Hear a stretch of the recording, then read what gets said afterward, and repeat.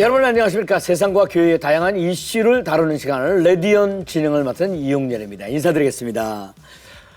돌아보면 한국 교회의 부흥을 이끈 원동력이 바로 전도가 아닐까 싶습니다. 올해도 많은 교회들이 전도에 관심을 갖고 있을 텐데요. 하지만 분위기가 예전과는 많이 달라지고 있다고 합니다. 한국 교회의 현주소에 대해 알아보는 기독교는 지금에서는요. 전도에 어떤 변화들이 일어나고 있는지 알아보도록 하겠습니다. 또 스마트폰이나 인터넷 등이 발달하면서 우리들의 삶의 풍경도 참 많이 바뀌었죠. 특별히 청소년들이 미디어 이용 시간이 많아지다 보니까 그만큼 여러 위험에도 많이 노출되고 있다고 하는데요. 오늘 온전한 인터뷰에서는 어떻게 하면 이 미디어를 분별력 있게 잘 활용할 수 있을지 전문가를 초대해서 자세한 이야기 나눠보도록 하겠습니다. 자, 그럼 먼저 한 주간의 교계 뉴스 정리해드리겠습니다. 뉴스 이슈 기독교 연합신문 정하라 기자가 자리했습니다. 어서 오세요. 네, 안녕하세요. 기독교 연합신문 정하라 기자입니다. 네, 반갑습니다. 오늘 전해주실 소식은요. 네, 올해 새해 계획을 세우면서 여행 계획도 함께 세우고 있는 분들이 많이 있을 텐데요. 네. 국내에서 아름다운 자연 경관을 보면서 신앙심도 고취할 수 있는 순천시 성지 순례길에 가보면 어떨까 합니다. 네. 네, 전라남도 순천시가 최근 기독교 근대문화유산을 활용해 호남 기독교 100년 역사를 체험할 수 있는 네. 성지 순례길을 조성했습니다. 순례길과 함께 여행을 즐길 수 있는 다양한 투어 프로그램도 마련돼 있는데요. 벌써 관광객들에게 좋은 반응을 얻고 있다고 합니다. 네네. 순천시 성지 순례길. 네. 코로나 이후에 국내 여행지에 대한 관심이 높아지면서 굳이 먼 해외가 아니라 국내로 발걸음을 옮기는 이들도 이렇게 많아진 것 같은데 순천은 기독교 역사에서 어떤 의미가 있는 곳인가요? 네, 성지 순례길이 조성된 순천시 매산등은 조선시대 이래로 아이들의 풍장터가 있던 버려진 땅이었습니다. 네. 이곳에 1913년 미국 남장로교 순천 선교부가 교회와 학교, 병원들을 건립하면서 선교사 마을이 형성됐는데요. 네. 이렇게 선교사들의 손길을 거친 땅은 전남 동부 지역 기독교의 요람이자 근대 교육과 의료의 중심지가 됐는데요. 네. 이후에 일제강점기 신사참배 반대운동과 여순사건, 한국전쟁 등을 거치면서 수많은 순교자를 배출한 기독교 성지가 됐습니다. 이렇게 호남 기독교 100년 역사를 체험할 수 있는 매산등 순례 탐방 코스를 순천시가 최근 공개한 건데요. 네. 선교사가 걸었던 길을 따라 호남 복음화의 길, 근대 교육의 길, 묵상의 길, 선교마을 주거구역의 길, 근대 의료의 길 등 5개 코스를 탐방해 볼 수 있습니다. 네네네.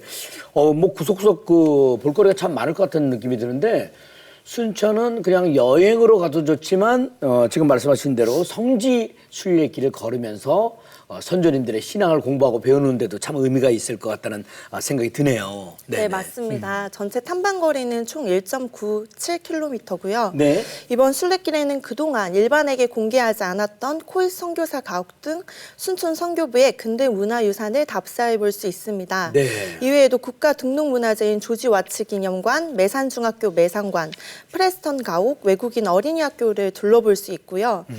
비지적 문화재인 로저스 크레인 선교사 가옥, 한국형 구급차, 묵상의 숲 등 총 30개소를 둘러볼 수 있습니다. 네네. 또 순례길과 연계해서 어린이와 단체의 가족들이 함께 참여하기에도 유익할 것 같습니다. 네네. 순천시에 이렇게 멋진 성지 순례길이 만들어졌습니다. 기회가 된다면 순례길을 걸으면서요 지역사회를 위해 헌신한 선교사들의 희생과 기독교 문화유산의 가치를 느껴보는 시간 가져보는 것도 좋을 것 같습니다. 자, 다음 소식은요. 네, 교회 안에 여성들의 기도 모임이 참 활발한데요. 세계 교회 여성들이 오랫동안 기도를 심어온 역사 때문이 아닐까 싶습니다.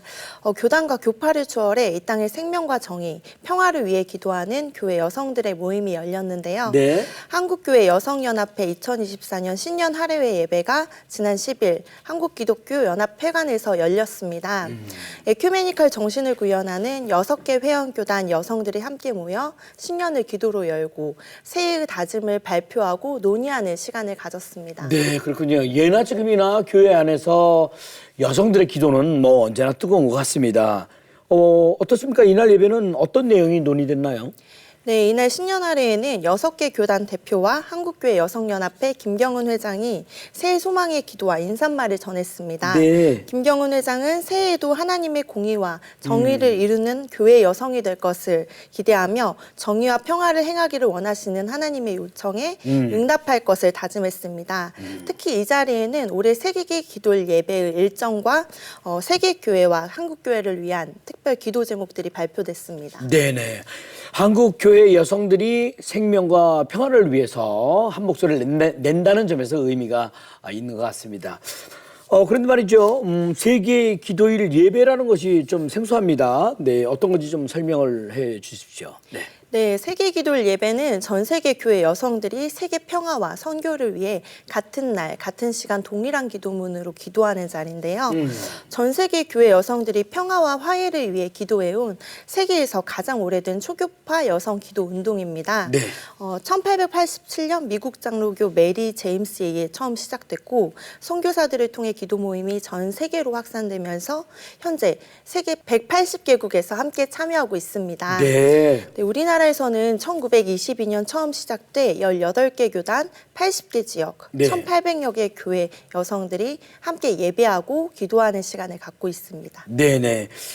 세계 교회 여성들이 한날 한시에 모여 기도한다는 점에 있어서 의미 있는 시간일 것 같습니다. 올해 기도회는 어떻게 진행될 예정입니까? 네, 매년 세계 회원국이 예배문 작성을 돌아가면서 왔는데요. 네. 올해 세계 기도일은 3월 8일 오전 11시에 열리며 예배문은 팔레스타인 교회 여성들이 맡았습니다. 네.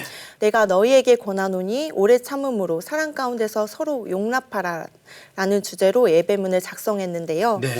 이스라엘과 팔레스타인 전쟁이 계속되고 있는 가운데 세계 기도일 예배를 통해 이 땅에 하나님의 사랑과 화해, 평화를 위해 기도하는 시간이 될 것으로 기대를 모으고 있습니다. 네네.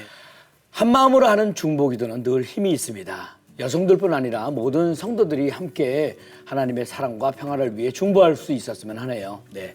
정하라 기자 대단히 감사합니다. 수고하셨습니다. 네. 자, 이어지는 단신 뉴스 보시고요. 다음 출연자 만나보시겠습니다.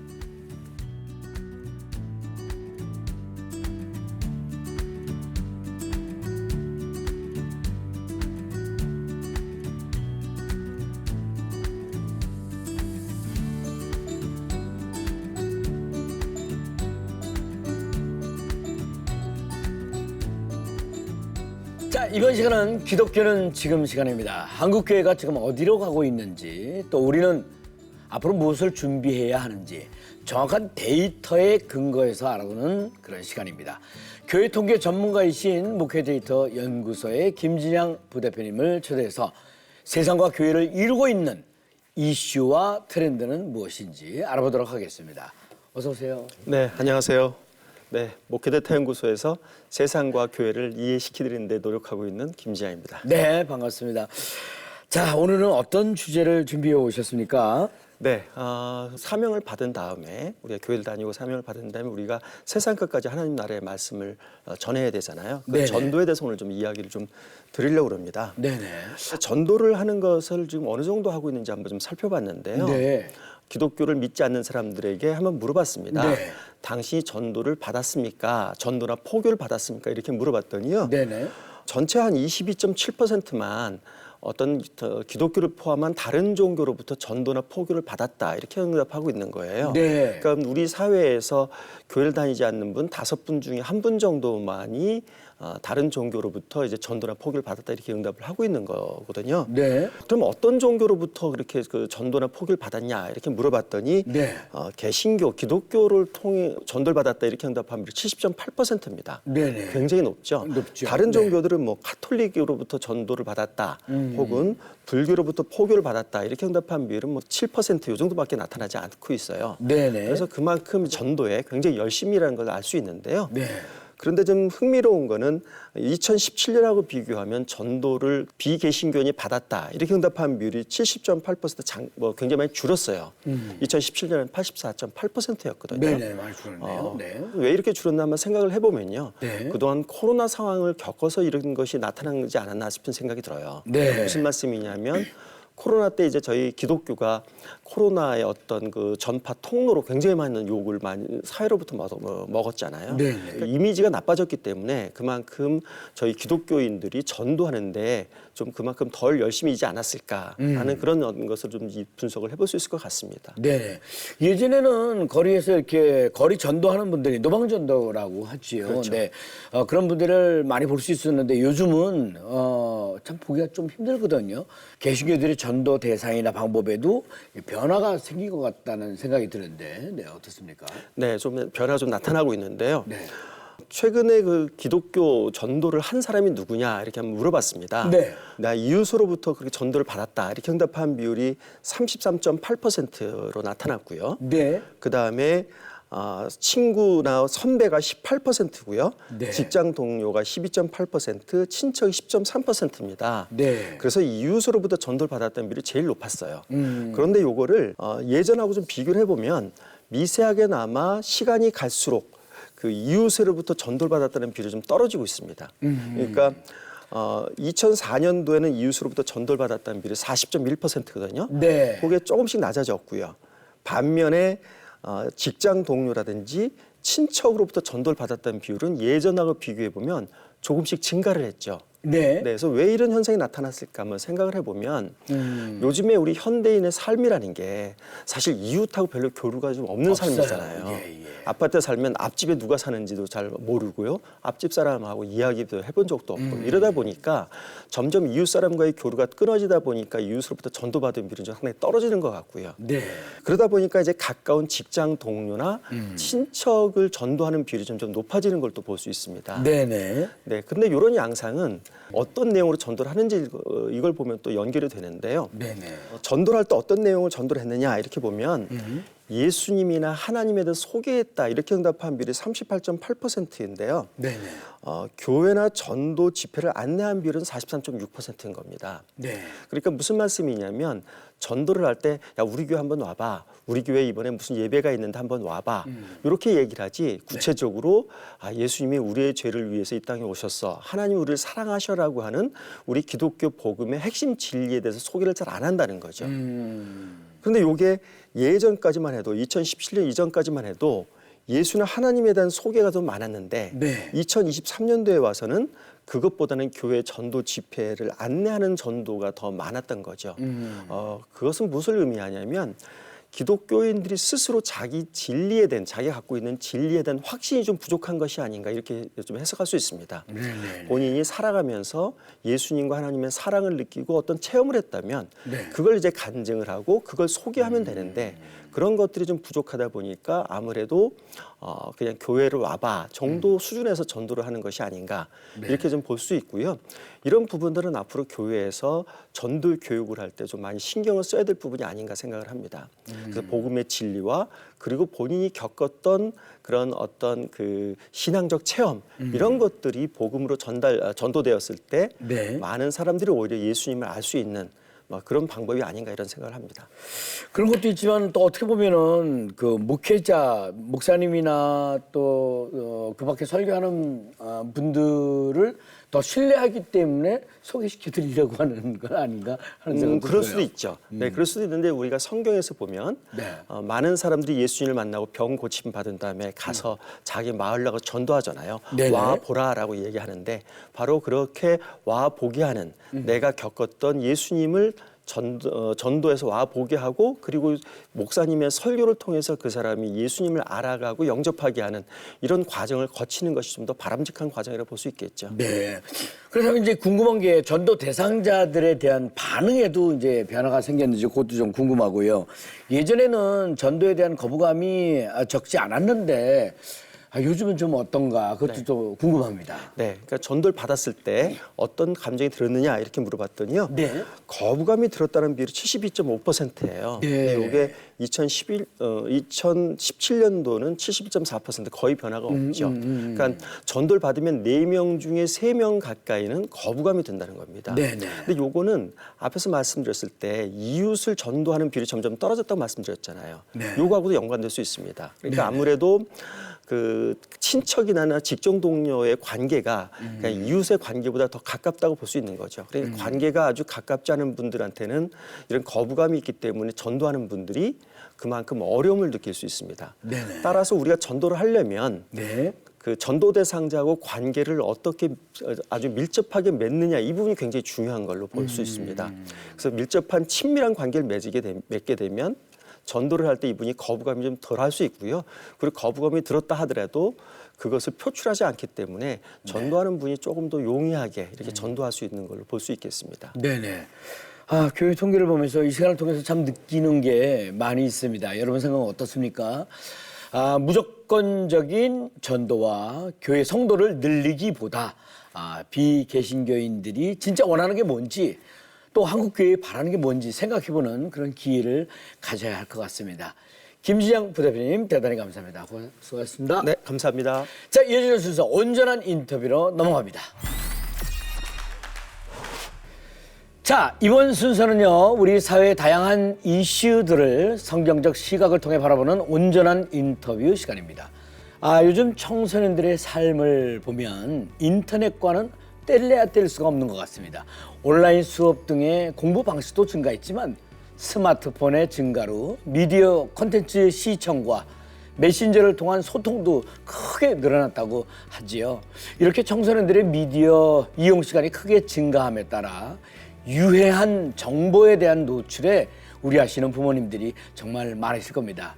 그래서 오늘 온전한 인터뷰에서는요, 청소년들의 건강한 미디어 활용을 위해서 어떤 노력이 필요한지 깨끗한 미디어를 위한 교사 운동의 전 대표이시고 청소년을 위한 미디어 리터러시 저자이신 강정훈 선생님을 초대해서 자세한 얘기 들어보도록 하겠습니다. 네, 안녕하세요. 어서 오세요. 반갑습니다. 예, 안녕하십니까. 예. 자기소개 좀 부탁합니다. 예, 안녕하세요.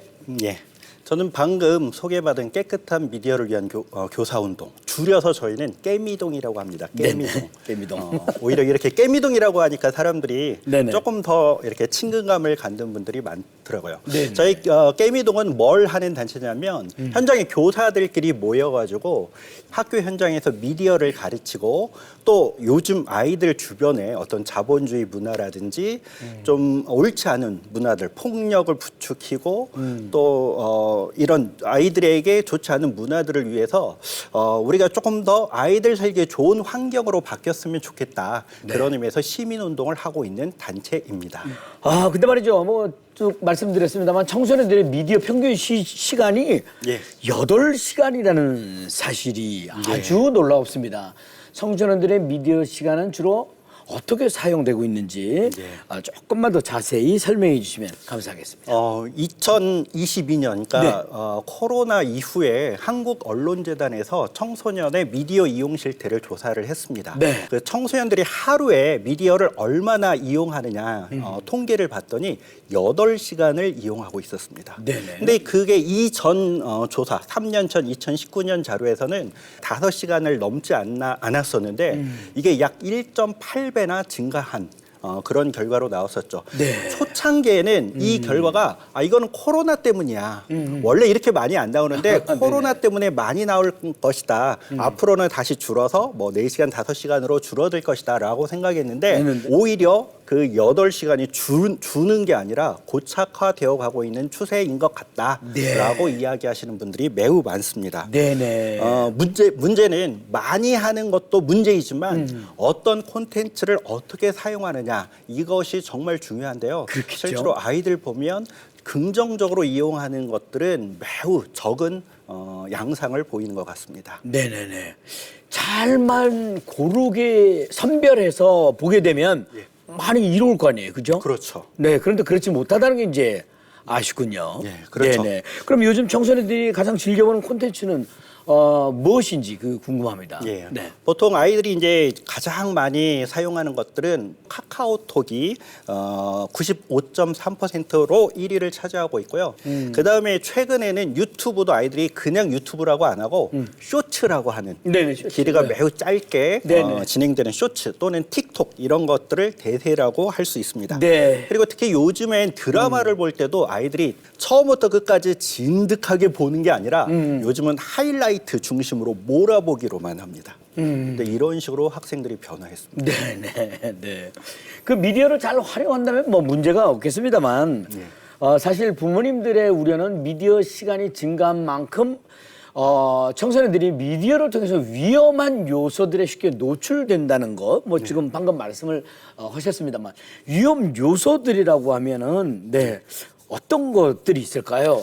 저는 제일 큰 것은 아무래도 시간을 너무 많이 뺏기고 있는 것이라고 생각합니다. 사실 네. 청소년기에 꼭 해야 할 중요한 것들이 있거든요. 네네. 뭐 운동이라든지 공부라든지 진로에 대한 고민, 그다음에 가족 간 대화 이런 것들이 이루어져야 되는데 너무 많은 시간을 미디어에 빼앗기고 있다 보니까 정말 꼭 해야 되는 일들을 못하는 그런 것들이 가장 위험하다고 그렇죠. 보고요. 네네. 또는 사람들과의 관계가 점점 약화되고 있는 것도 위험적인 요소 중에 하나입니다. 네. 온라인 관계를 너무 중시하다 보니까 현실에서의 어떤 친구들 간의 어떤 대화 이런 것들이 이제 적어지고 그러다 보니까 나는 얘네들 안 만나도 돼. 뭐 온라인 속에서 친구들 많은데 뭐 여기서 내가 꼭 친구들을 만나야 돼? 이런 사고 방식들이 있다는 거죠. 그다음에 셋째로는 자극적, 감각적인 것 이런 것만 반응하게 되는 측면도 많습니다. 특히 짧은 시간에 반응을 해야 하다 보니까 반응을 또 생산자들은 반응하게 만들어야 되잖아요. 그렇죠. 주목하게 만들어야 되고 그러다 보니까 미디어를 만들 때 굉장히 자극적이고 감각적으로 만드는데 이런 것들로 인해서 좀 진지하고 생각을 요하는 이런 프로그램들은 아이들의 외면을 받게 되죠. 그러므로 인해서 생각하기 싫어하는 그런 아이들이 점점 많아지고 편한 것들만 추구하고 있습니다. 네 번째로는 최근에 많이 이야기되고 있는 것들 필터 버블 혹시 들어보셨습니까? 필터 버블. 필터 버블. 네. 우리가 어떤 검색을 통해서 어떤 단어에 접근하면 그 다음부터는 유튜브가 나에게 맞춤형 정보로 그 단어 유사한 것만 보여준다는 거죠. 그러다 보니까 미디어가 필터를 해서 내가 좋아하는 것만 찾고 이렇게 저한테 맞춤형 정보로 제공을 하게 됩니다. 알고리즘 같은 그렇죠. 거네요. 알고리즘에 의해서 그 맞춤형 정보로 한 가지 종류의 정보만 계속 받아들이다 보니까 이것만이 사실이고 다른 것들은 다 거짓이야 라고 믿는 확증 편향으로 빠지는 그런 것들이 대표적인 피해 사례라고 볼 수 있을 것 같습니다. 그건 무섭더라고요. 그 광고도 말이죠. 제가 상품 하나 이렇게 검색을 해봤는데 자꾸 그게 뜨는 거예요. 그렇죠. 나 꼭 살라고 그러고 그냥 한번 봤는데 계속 뜨니까 나중에 이거 사야 되나 보지. 사야 이게 없어지나 하는 생각이 들었습니다. 그러니까 미디어를 만드는 사람은 그런 것들을 소비하게 만들기 위해서 지속적으로 우리 시청자들을 끊임없이 유혹하고 있다고 볼 수 있죠. 그 청소년들은 아무래도 미디어 활용법에 대해서 잘 모르기 때문에 피해를 입은 사례들이 많을 것 같습니다. 유해한 정보들로 피해를 입은 사례들은 얼마나 되고 또 어떤 문제점들이 있는지 그것도 또 좀 궁금합니다. 사실 어떻게 보면 지금의 어떤 현상들은 미디어만의 문제는 아닐 거예요. 사회나 가정 등 복합적인 문제이긴 합니다. 그러나 그 미디어 자체의 어떤 영향력도 무시할 수는 없다는 거죠. 특히 이제 제가 학교에서 보면 1교시부터 7교시까지 아무것도 안 하고 쇼츠만 보는 학생들도 있어요. 그런 식으로 하는 학생들이 너무 많고 문제는 아이들이 이걸 끊기가 힘들다는 거죠. 끊기가. 그러다 보니까 저녁에 제가 이제 교사 처음에 할 때는 12시 이후에 자는 학생들이 제가 200명 중에서 한 7, 8명이었었거든요. 근데 지금은 12시 이전에 자는 학생이 거의 없습니다. 실제로 아이들 조사해 보면은요, 2시, 3시까지 자는데 그 이후가 어떤 스마트폰, 스마트 패드 이런 것들을 보다가 끊고 빨리 자야 되는데 그게 너무 힘든 거예요. 특히 재작년부터 전국에 학교에 와이파이가 깔렸습니다. 그러면서 이제는 아이들이 스마트 패드 같은 것들을 마음 놓고 할 수 있는 시대가 되었죠. 그래서 집에서 공부한다고 스마트 패드 사달라고 해서 학교에서는 스마트 패드 보거나 너무 늦게까지 보다 보니까 학교에서는 집중을 못하고 잠만 자는 학생들도 많고요. 또 이런 것뿐만 아니라 너무 빠진 아이들일수록 생각하기를 싫어하고 그러다 보니까 진짜인지 가짜인지 분별하려는 그런 노력조차도 안 하는 그런 것들로 인해서 어떤 여러 가지 피해 사례가 야기될 수 있다고 생각합니다. 그렇다면 이제 선생님으로서 지도 교육이 필요할 텐데 청소년을 위한 미디어 활용에 대한 지도 교육이 교육 현장에서 얼마나 이루어지고 있습니까? 사실 학교에서는 형식적으로는 의무적인 시간이 있습니다. 그래서 학교에서는 어느 정도 이루어지고 있는데 이런 것들을 그 전문성을 가진 사람이 미디어 교육을 제대로 밟아나가는 그런 단계는 아니고요. 지금 형식적으로 강제적으로 하다 보니까 교사들, 시간 남는 교사들이 형식적으로 하고 있는 단계에 머무르고 있습니다. 네. 그렇기 때문에 결국은 가정과 교회에서 이런 미디어에 관심을 갖는 게 매우 중요하다고 생각을 합니다. 그래서 특히 네. 지금 미디어는 여러 가지 좋은 면으로 우리가 활용할 수 있음에도 불구하고 그렇지 못한 것들이 많이 있거든요. 뭐 잘 알다시피 미디어의 속성은 이익을 추구하는 거잖아요. 네네. 이익을 해야 되기 때문에 자본주의 문화가 그대로 녹아져 있다는 거죠. 사실은 이런 것들이 전부 성경적 세계관하고 비교해 봤을 때는 성경적 세계관에 반대되는 개념이거든요. 그렇기 때문에 미디어에 계속 노출이 된다면 우리 아이들이 그 하나님의 어떤 세계관에서 점점 멀어질 가능성이 높다는 거죠.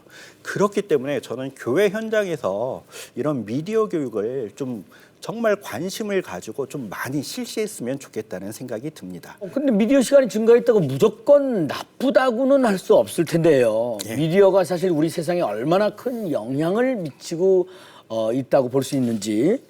또 말이죠. 올바른 활용에 대해서 이게 굉장히 중요할 텐데 거기에서도 한 말씀 이렇게 덧붙여 주십시오. 물론 그 미디어 이용 시간 자체만으로 판단하는 것은 옳지 않습니다. 네. 그러니까 미디어를 긍정적인 방향으로 또 그쪽에 진로를 가지고 노력하는 학생도 분명히 있긴 하거든요. 네. 근데 문제는 그런 학생들이 많지 않다는 거죠. 네네. 그러다 보니까 좀 긍정적으로 활용할 수 있도록 좀 노력을 이렇게 변화를 시켜줘야 되는데 네네. 여기에서 제일 중요한 게 저는 부모의 역할이라고 봐요. 네. 그러니까 부모가 먼저 모범을 보여야 되는데 부모님들도 사실 미디어 속에서 점점 빠져들어가고 있는 부모님들 많이 있거든요. 네. 그러면서 아이들에게 야 너는 스마트폰만 하고 있는 거야? 도대체 몇 시까지 하는 거야? 뭐 이런 식으로 하다 보면 아이들이 설득이 안 되는 거죠. 부모님도 그렇게 하면서 하다 보니까. 네네.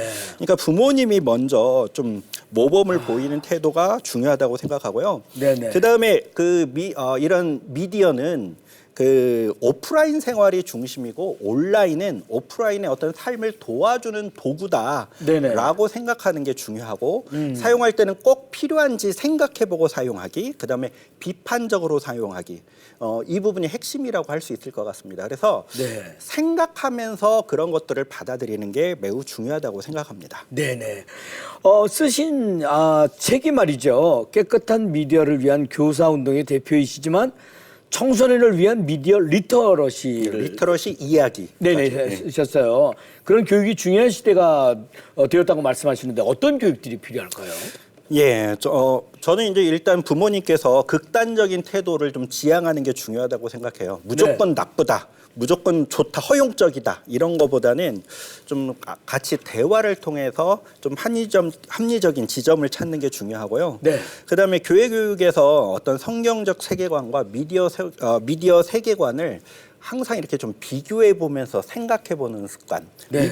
미디어 속에서는 뺏는 것이 뭐 좋은 거다. 뺏고 싶은 재미가 있다. 이런 광고 카피도 있거든요. 네네. 이런 걸 딱 봤을 때 이게 성경적으로 이게 옳은가 그른가 이런 것들을 생각하는 게 중요하고요. 두 번째로는 미디어는 기본적으로 이익을 추구하는 상품을 판매하는 것이 제일 우선이다. 이를 위해서 때로는 진실을 왜곡하고 아까 이기주의, 개인주의를 부추기고 돈과 권력을 미화하는 습성을 가지고 있다. 그렇기 때문에 이런 것들을 알고 보는 것과 모르고 보는 것은 차이가 있다는 거죠. 그래서 네. 이런 것들만 좀 생각을 하면서 봐도 좀 미디어를 좀 합리적으로 제대로 소비할 수 있지 않을까 그런 생각을 해봅니다. 네네네. 뭐 맞습니다만 미래가 걱정이 되네요. 앞으로 어떻게 되는가 하는 생각도 많이 걱정이 됩니다. 자, 오늘 시간을 통해서 청소년들이 좋은 미디어와 나쁜 미디어를 구별하는 것은 물론 가짜 뉴스와 허위 정보를 판별하는 능력을 기를 수 있는 미디어 리터러시 교육이 너무 중요하다는 것을 알게 되셨을 겁니다. 이러한 노력들을 통해 우리 자녀들 세대는 물론 어른 세대들까지 건강한 미디어를 분별하고 활용할 수 있는 힘을 키워야 하지 않을까 생각합니다. 자, 이에 대해서 많은 관심과 기도 부탁드리고요. 오늘 귀한 말씀 전해주신 청소년을 위한 미디어 리터러시의 저자이신 강정원 선생님 오늘 대단히 감사합니다. 고맙습니다. 감사합니다. 네. 자, 레디오는 오늘 준비한 소식은 여기까지고요. 저는 다음 시간에 다시 인사드리겠습니다. 대단히 감사합니다. 네, 감사합니다. 오늘 고맙습니다. 수고하셨습니다. 네.